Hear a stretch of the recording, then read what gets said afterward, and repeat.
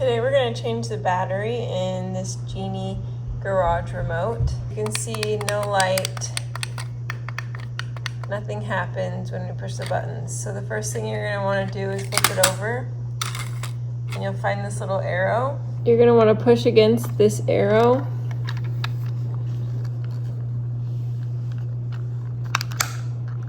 till it pops open, and you can then remove the battery. We are going to grab a flathead screwdriver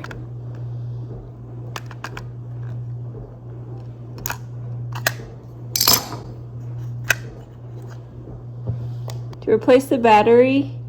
You're going to need a 12-volt battery. We bought these batteries on Amazon and we'll go ahead and link them below. Just want to open it through the back, and then you'll just follow the instructions on the controller. We're going to put the negative side in first.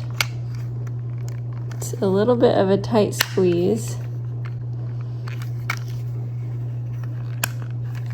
Just want to slide it in,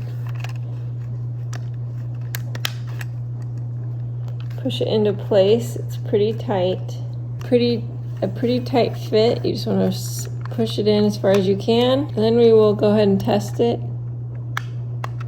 Okay, you can go ahead and put the back on.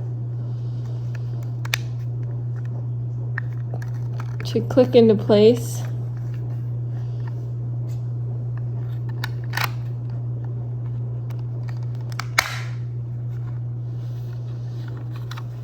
And it's good to go. Thanks for watching Big Al Repairs. Hopefully you'll subscribe.